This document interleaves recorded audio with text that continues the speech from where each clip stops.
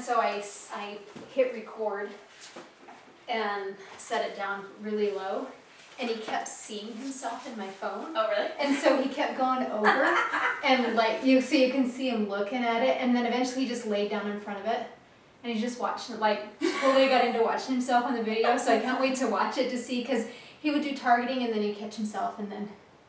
That's so funny. Brandon came home Wednesday. It was Wednesday. And when he came upstairs, Prudence was just staring at herself in the mirror, just like sitting in front of it. He's like, I've never seen her do that. Yeah, but she seriously was just like, Got her vein. yeah, he's like, that was so weird. So yeah. She's like, what? You guys named me Prudence. Yeah, right. So funny. Okay, so toolboxes. What's in your toolbox? What?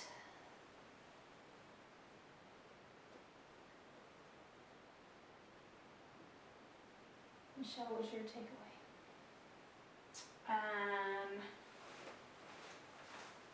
There was something that I found really interesting, like the slip leash, or not the slip leash, but like the choke chains. I've never ever used those, and I never would. But like actually watching those videos was kind of interesting. I guess what I took away from it mostly though is like it really just depends on the people and the dog what you would use. Yeah. Because even like with my own dogs, there's like stuff in there that I would use for Murphy that I would use for Prudence, and like for instance like a pinch collar, like I would totally use it on Murphy but not on Prudence. Yeah. Yeah. So just and it really just depends on like the level of the dog and so if what the results you actually want from them. Yeah. So if you get stuck in one place, like if you wanted to be an all positive trainer, your toolbox would look like what? Treats and clicker. Mm-hmm. Probably an easy walk harness, I would guess. Yeah. Or a regular leash. Right. And so if you get stuck in that zone, and it's not necessarily a bad thing if that's just what you know and that's what your philosophies are, but if you're there, if you get in one way of training, your toolbox becomes very small. And then you have to get creative on making sure that it stays positive. And so having a toolbox that says, well, maybe I'll use an easy walk, not because I agree with what it does, but this is what works the best for the owner and the dog, or they're already using it, and so you're gonna just let it be for a while and see where it goes with it. But it doesn't mean that you're not a positive or you are a positive trainer. It's just that that's the tool we're gonna use. Right. And so knowing what's out there, how to use it, how to put it on, because you're gonna see it out there. You're gonna see it with everybody. You know, the tools that they use. I think I've seen more choke collars in the last 6 months than I have in a long time. Somebody, that German Shepherd puppy I was working with for a while, for those 3 weeks, so he Yeah. too, and we just put him on a prong collar, and he was so much happier. Yeah. So. Yeah. So, you know, I mean, it really, like, why are these popping up all of a sudden, you know, somewhere? Because it doesn't look as mean as the prong collar, but they actually are pretty ferocious. Yeah. So, what was your least favorite tool? Oh my gosh, watching the Flexi Lead stuff gave me anxiety. I seriously, like, just watching the videos, I was like, oh, you're not even there. Like, stop it, it's fine. Like, I was like, oh no. Yeah. Yeah. Flashbacks at PetSmart for sure. Yeah. Oh. Yeah.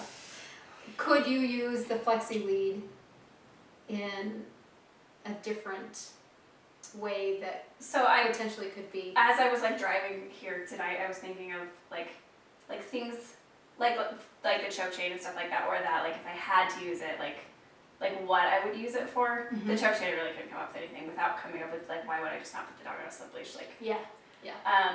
But the Flexi Leash, like, I mean, there are definitely instances that I think it works. Like I used it when I lived in an apartment just to take the dogs out to go pee. Like it was like if we were actually walking more than just literally out to the grass, Mm-hmm. they were on a regular leash. Yeah.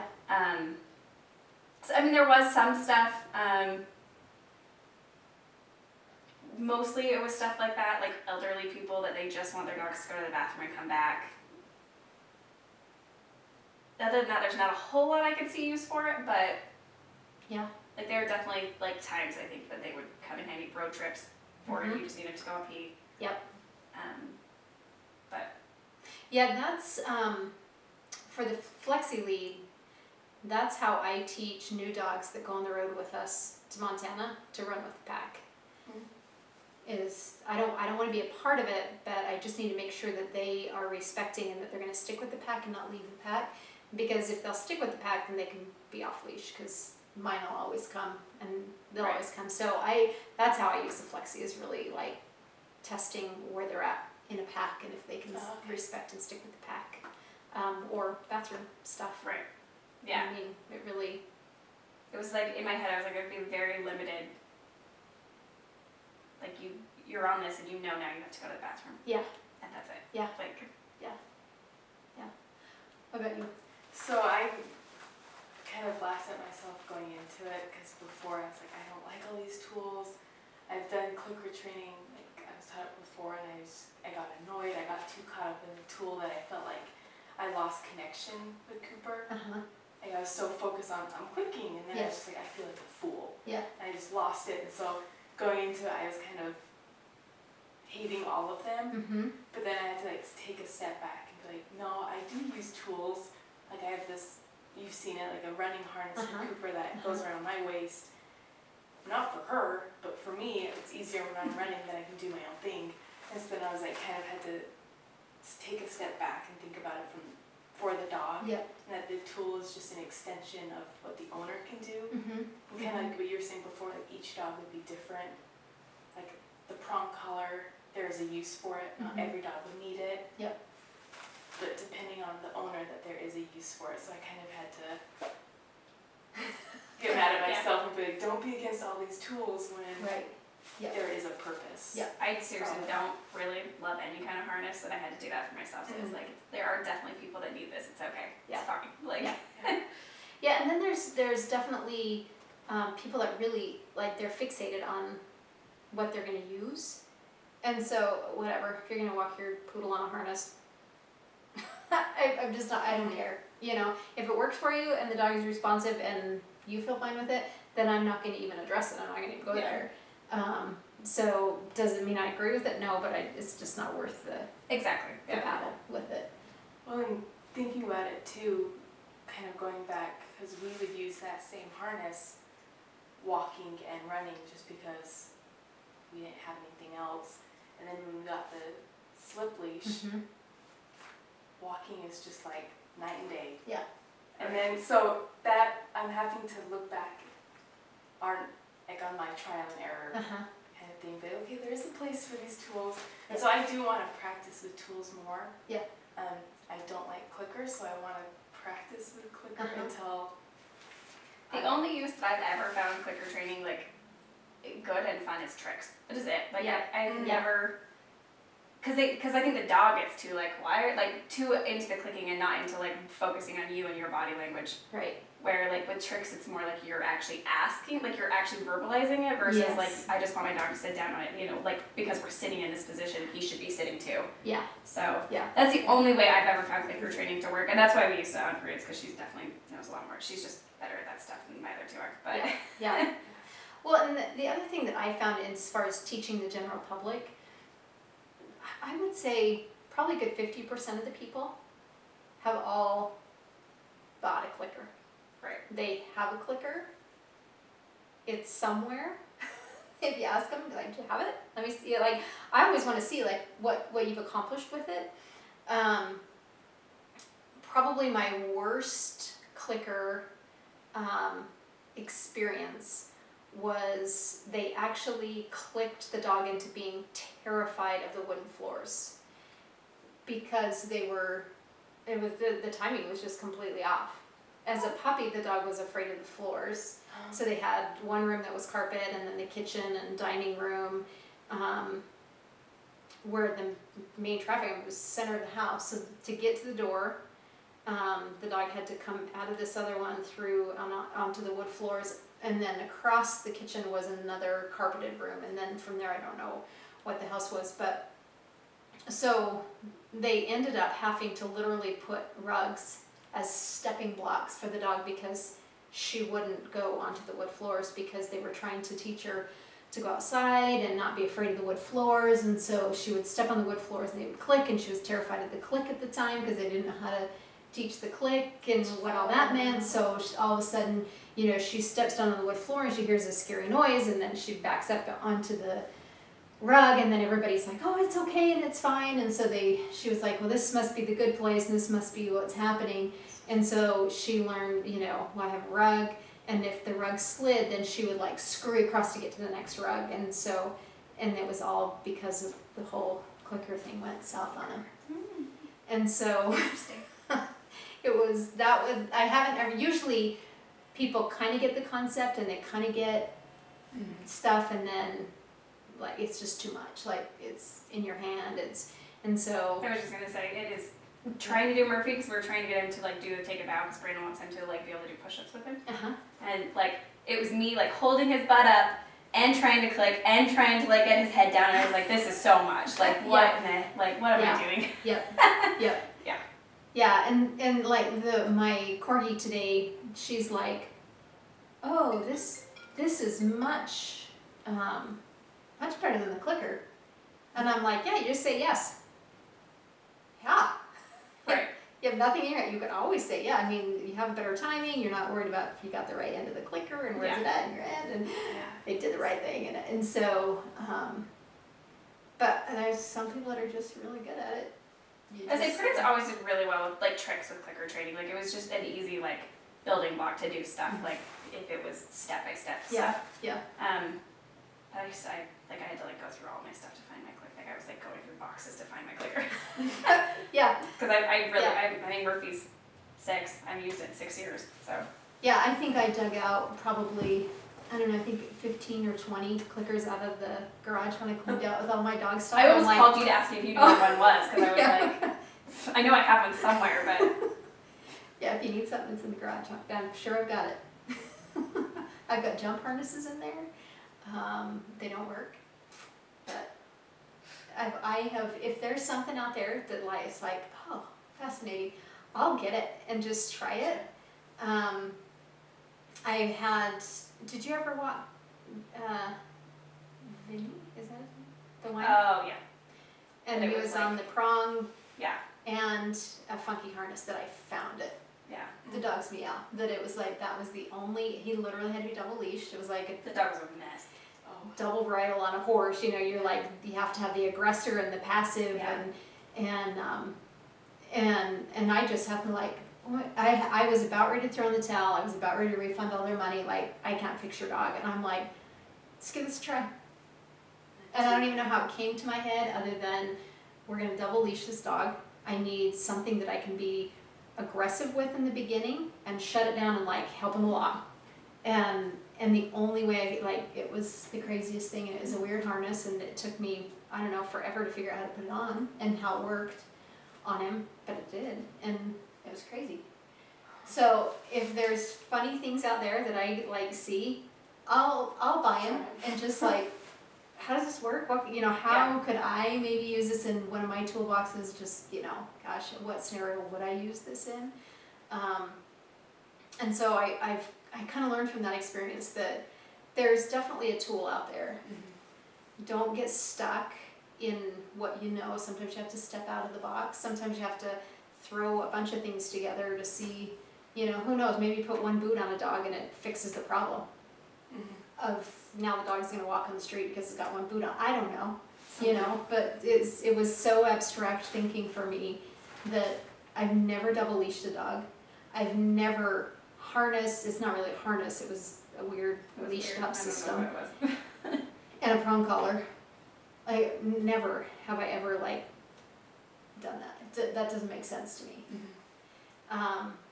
It goes against every. It didn't make sense to anybody. Yeah, I mean that dog went against everything that like everything of 23 years in my head did not work. What did he do?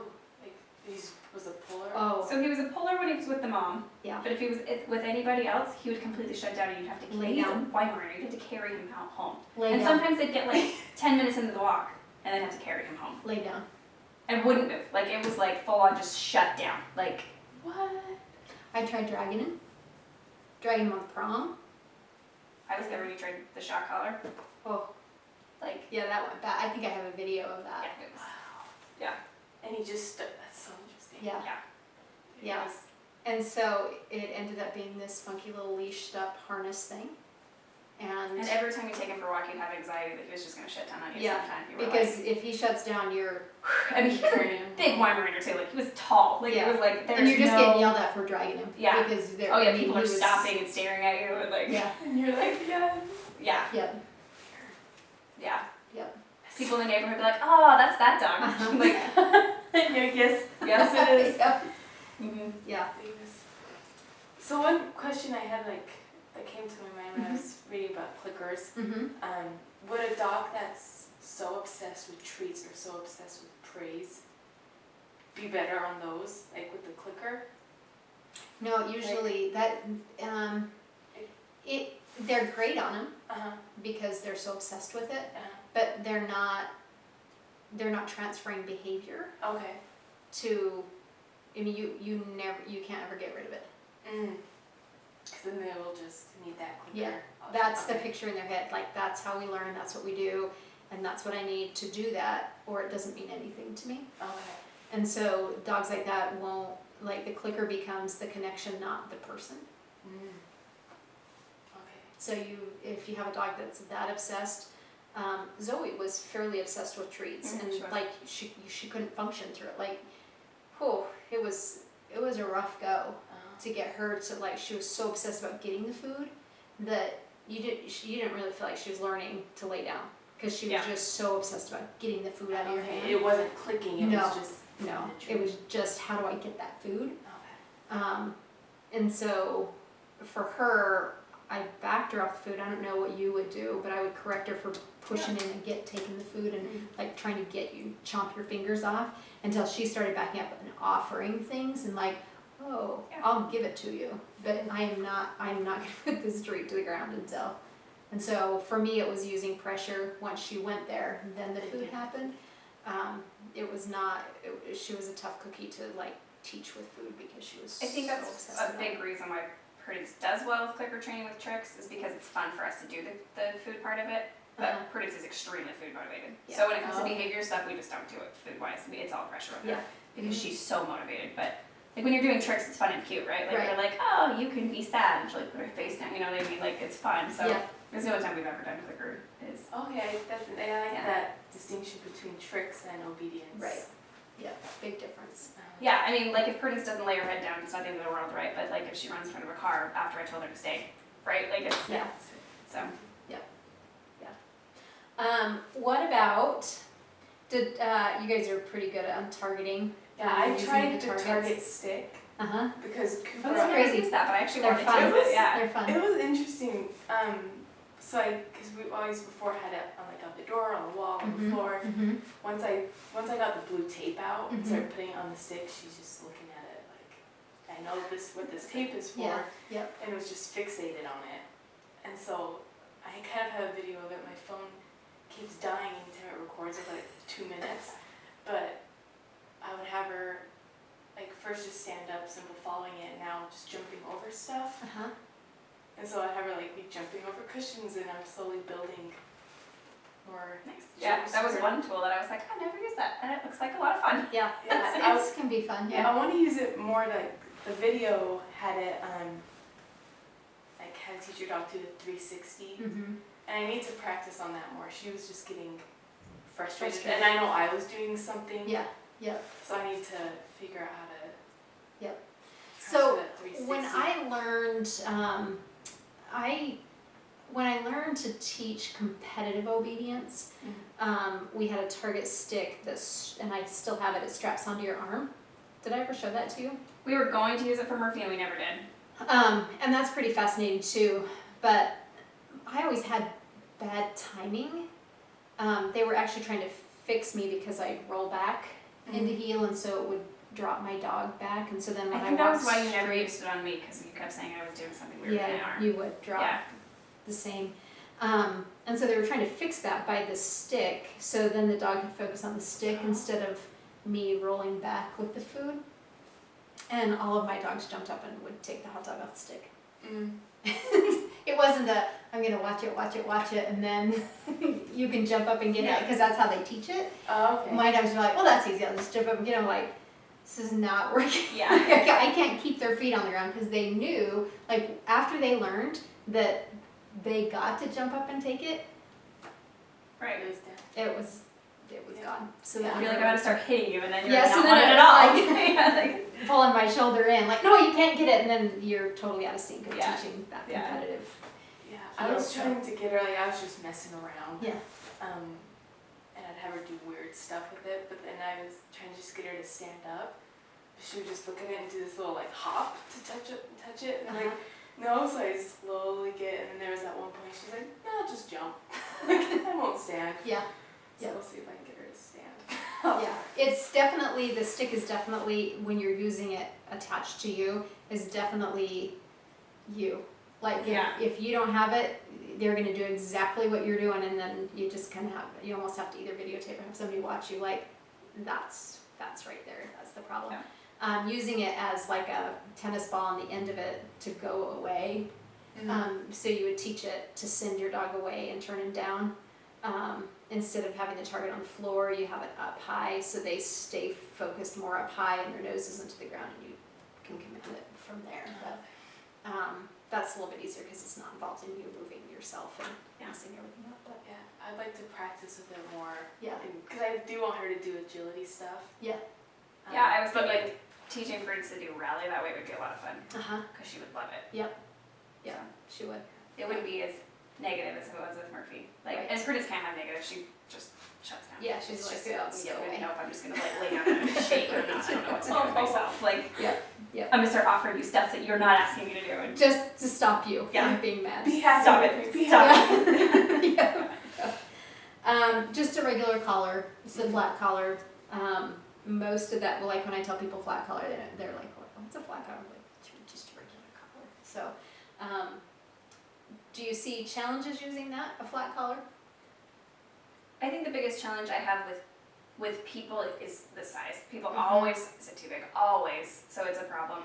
I mean, I don't really think, because it just where it sits, it doesn't like send the right message to the dog. Yeah. Like I just think the slip leash is much easier for that, to where you can keep it and put it in. Mm-hmm. Yeah. But I guess, sometimes I'll use it just because it's convenient, because it's on the dog already. Yeah. That's actually not true. I haven't had a collar on my dogs in years, but when I did. Yep. But I mean, like if people like hand me their dogs on it, I'll work their dogs on it. Yeah. Yeah. But Yeah. The biggest thing is being too big. yeah, exactly. I have people all the time that I'm like, this is huge. Like, Yeah. I'm always afraid of dogs backing out of it. exactly. Yeah. Yeah, I think like size and also it's not as responsive, so people might just go overboard. Yep. And so there's not like with the clicker or with the loop leash. Uh-huh. The word The slip. yes, the Yep. leash. There's not that one little point that Right. they can feel, but it's just Yeah. and Yeah. so Yeah. I can also see people being too like overreactive with it and just jerking their dog around. Yep. And it just confusing Yeah. the hell out of them. I say I would recommend most people have them because they have tags on their dogs, but Yeah, it's kind of hard. It's hard because I don't put collars on. I don't. Yeah. Murphy hasn't had a collar on since he was a year old, Yeah. and Sometimes I put it on when we travel. occasionally, yeah, exactly. I think they always have them on when we go camping because I'm so Yeah. worried they're gonna get lost, which is Right. so funny because my dogs never leave camp. But It's that psychological. yeah, What if you it's run for away? You me. have a collar on. When you're Yeah, on it's not for Donna. them. Like, Yeah. I don't even have tags I on my think collars. Prudence usually has a collar on because every once in a long time she'll wander off places, but Yeah. Head collars. I personally hate them, but I can see how some people would in their heads it would be the positive, nice way to do things. Mm-hmm. Which is fine. I mean, if it works for them and it works for their dog, like, as long as it's not hurting their dog. But that's the problem I've found with it, is a lot of dogs. I've never actually seen a dog get hurt by it, but like, dogs hate them. Well, that's not true actually. I have seen dogs like rip their faces up. Yeah. My neighbor's dog, when he was a puppy, they put their bloodhound on one, and he like every time he'd have it on, he would like grind his teeth, and he does it every time he's nervous now. Still, like, Yeah. and they can't break him of it, Yeah. and they haven't used it in years, but. It's just not my favorite, especially because like if somebody does get like upset or something at their dog and they yank it, like their neck going like that just freaks me out. And I'm rough on dogs. I'm rough on my own dogs, but I like that like. Yep. Honestly, a person like me would hurt a dog on it. Like that's what scares me. I think about it is like if I actually worked a dog on that, it is potential that I could hurt that dog, and that Yeah. scares me a lot. Yeah. Yeah, I don't like the head collar. They just look.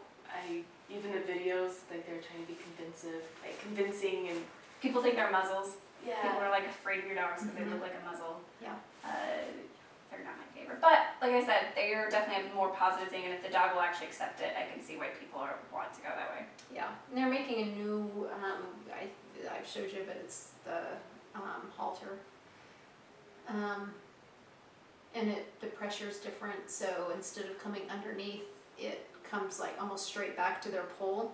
And so it pulls it back this way, but I've gotten the same results. They're digging at their faces, and the only dogs that I've had success with introducing them correctly and okay with them without them completely digging is we muzzle train them first. Oh. Okay. And then, or the greyhounds that are already muzzle trained off the racetrack, like they're totally fine Yeah. with those, and I've used those. Okay. But yeah, I have a hard time with them. I really hate when they like get rid of their fur. Like Yeah. I hate that look. I'm like, Yeah. why did you do that to your dog? And why are you still doing it? Yeah, Why do people like them? They think it's the Because it's positive. positive way. it is. Yeah, it's like what PetSmart and Petco will have you do instead of a prong collar or something. It's what they have to do. Like actually, they're not Oh. allowed to Yeah. Oh, do really? anything besides for harnesses, head collars, It's a and nice flat looking collars. way of doing Yeah. things.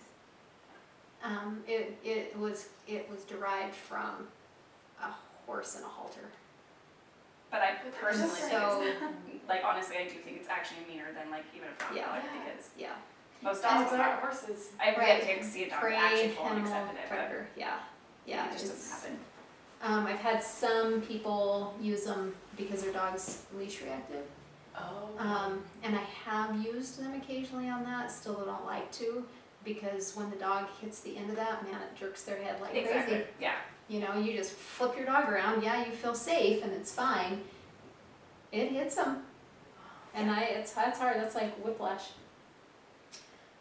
Martingales, that used to be my go-to. That The I only used dog to I use all know the that's on time. it is Bob, and he can still get out of his. Yeah, If you grab it, most of he'll- them can. Yeah. Yeah, he'll 'cause just it's grab too it. Yeah. It's the only dog I know that's on Yeah. it now. So. Yeah, it used to be kind of, that was what I trained with for a long time. That's what I trained with, was the martingales. I've never used one. So would it have the same concept as a slip leash? Mhm. If it fit right anyway. If it fit right. It Yeah. has to fit right. Yeah. It has to literally just be open all the way and just barely, you know, when I squish the prong collar over Buko, that's how tight it has to be. Oh, okay. It's gotta be tight. Make it work. And it's next to impossible to get people to keep them that tight. Yeah, I was gonna So say they're that would be the hard part, pointless. but I could see people being more accepting to that than Yeah. even like a slip leash or something, because it looks more like a choke chain, like the slip leashes do. Yeah. So I could see like how they would feel better about it having Uh-huh. like more surface area. Yeah. So I get it. Yeah. And I mean most. And they greyhounds don't stuff stay do that online. tight. Yeah. I mean, they just don't stay tight enough really. Yeah. Oh, over time, they just start loosening up and then like, well, use the doggo. You get out. I always leave Bob on his pinch collar when he's here Uh-huh. because I at least know I can grab that. Like, Yep. because that other one, and he's so flighty that yeah. Yeah. It's Yeah. I was surprised that he. But yeah, I actually with puppies, I mean, it's a good color to start with them, to start introducing them to a slip without them panicking too much. So it's a good one. The no pull and easy walk harnesses, it still structurally changes the dog. I say that's kind of, I feel the same way about it as I do about, not, I don't think it's as harsh as that, Yeah. but I still feel the same way that it would mess with their joints and Yep. pulling them weird, Yeah. and I've seen a few dogs be flipped on their backs and like to the point that I'm like, oh my gosh, like that Yeah. was dramatic, Yeah. and so. Yeah, and I think anything positive or negative or whatever you want to call it is, it can go south on you. Yeah. So you definitely, when you're introducing it to people, you have to make sure it's the right tool for the person, because you take a big tough guy and throw, you know, a prong collar on somebody that's overcorrecting their dog already, it'll go bad. Like, I mean, like if you had like an elderly like person that like had like a smaller dog that they just needed it fixed, Yep. like it's using it for that. Absolutely. So for like thinking about going back to Cooper, just kind of working through this, like we don't walk her on the harness, and we trained her how to run with the loose like leash. So she's super responsive running. Yep. She gets in work mode and just right by my side. Yep. Is that an appropriate use for the harness? As long I as just it's not have it- changing her structurally, because what happens is they learn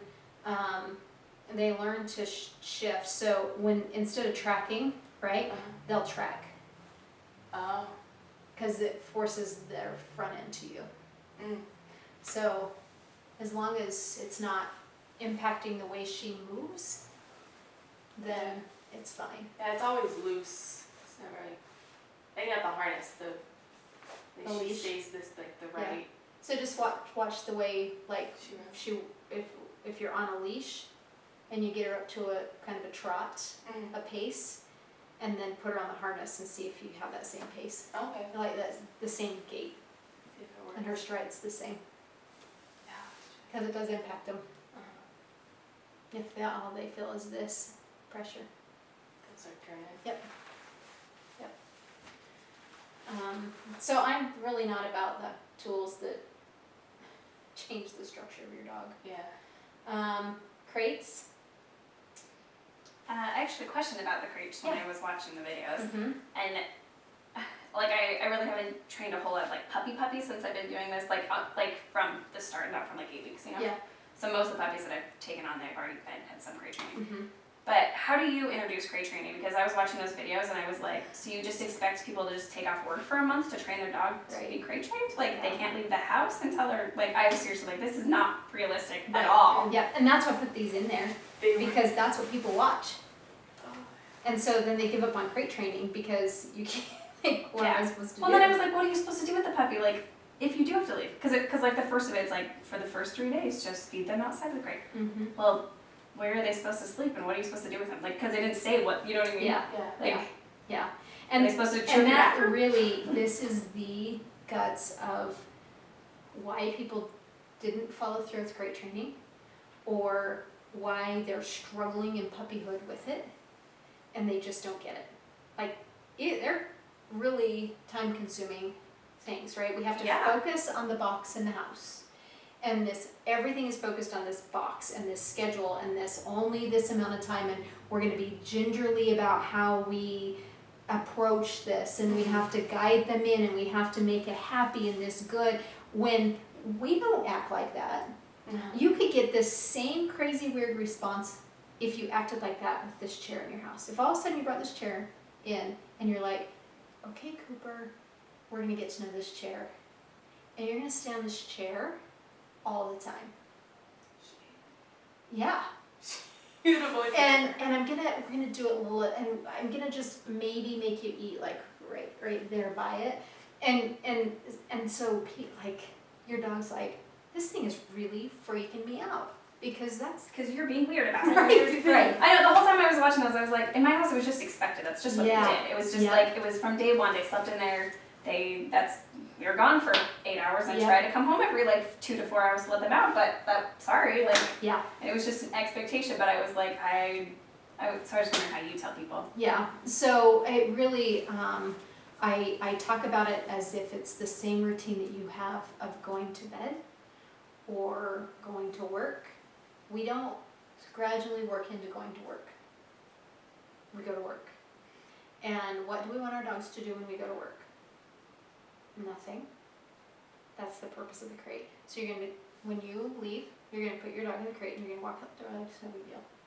And if your dog, what is too long, I tell people all the time, 12 hours, 5 days a week, well, it's a long day in a crate. It's a long day in a crate. Can they do it? Yep. Can it occasionally happen? Yep. But 5 days a week, 12 hours, that's a little long. But 8 hours a day, that's fine. That's your normal work day, Mhm. and that's what they need to get used to. If they have accidents in the crate, great. They'll work through it. So put small towels in there that you can throw away if you don't want to deal with it. And so yeah, it's very like you're gonna feed in them, you're gonna feed in the crate, you're gonna close the door, you're gonna leave them in there for a half hour, you're gonna tell them to quiet, you're gonna cover them up, you're gonna put the crate in a place that's quiet, that's where it doesn't need to be out in the general population of everything going on. And so I'm pretty black and white about this is how you're gonna crate train your dog.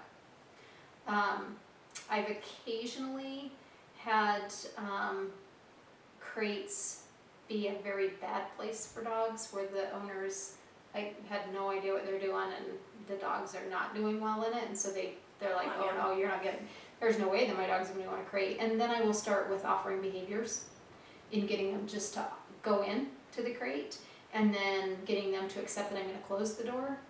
But that's one lesson, and then after that I'm like, your dog can be in the crate. Close the door, you know, we're not gonna bribe them, we're not gonna convince them, you're gonna put them in there, and once they're in there, they're gonna give them their food, their treat. If they don't want the treat, that's fine, leave it, cover them up and leave. And that's really, so there's been times that I've had to heave dogs into crates and then sit there with them and go, you're not gonna die, you're fine, we're not gonna worry about this box in the house because you're just gonna be in it. And once the owners feel that, they start making a shift about, and I do, I'm like, why is this box so weird? Why are we acting, why is this such a big deal? And they'll be like, well, I don't know. The dog thinks you're pretty crazy about it, so why would the dog like the box? So once you can shift that, usually in the first lesson, it's Gotcha. easy. That totally makes sense. Yeah, in my head I was like, it's just black and white. It's your crate. It's what you do when I'm Yeah. gone. Like, Yep. until you were in that right to go. And people Sorry. have a hard time with that. They do, but What do you do with people that start crate training and then get the idea confused that the crate's also a place of punishment? And like, okay, you're exiled from the pack, you're in trouble, Mm-hmm. and now the crate's just like being associated with, I'm bad, this is a bad I place. do use the crate like that. Okay. But it's how you do it